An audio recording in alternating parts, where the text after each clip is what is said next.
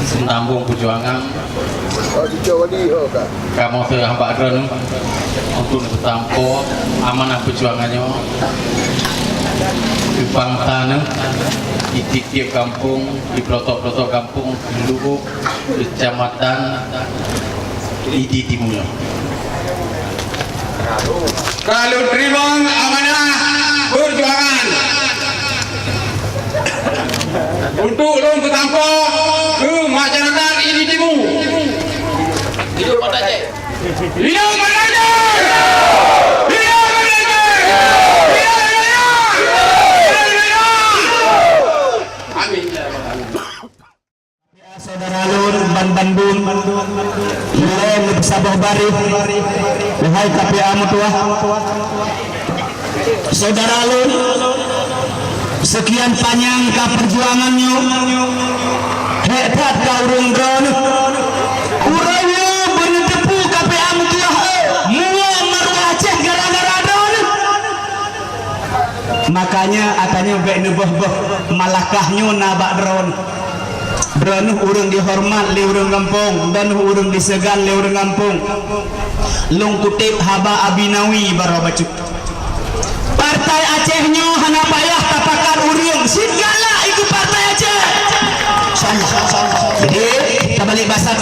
Mari kita sabah draw bekna keraguan kitanya. Insyaallah partai Aceh tetap menang. Insyaallah. Hidup Aceh. Hidup Lemah Limang. Hidup Lemah Dua. InsyaAllah Jeroh tat muronyo Bali nepegat nanggronyo dengan damai got tat nanggronyo dalam keadaan damai pakon got selamat bangsa Aceh, selamat agama, selamat ulama, selamat mandum katanya, selamat perjuangan, silakan berjuang demi sampai pada tujuannya. Coba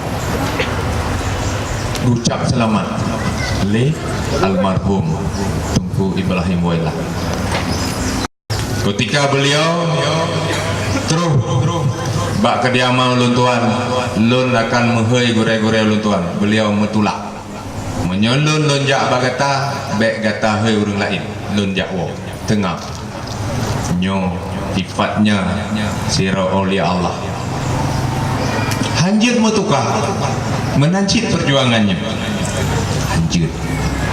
hanjit tukar maka dia kepegah lihat Ibrahim Wailah partai Acehnya dalam bendera partai na bendera yang lain bersih lagi sabah u dalam boh u naminya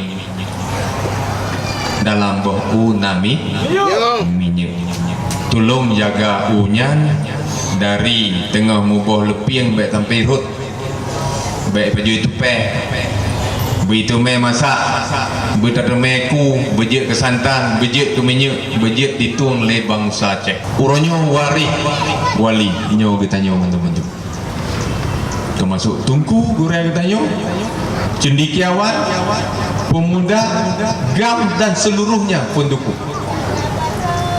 bisa menikmati Aceh yang hari ini Aceh yang tempo dulu kiban Aceh uronyo kiban Aceh beruji nyotung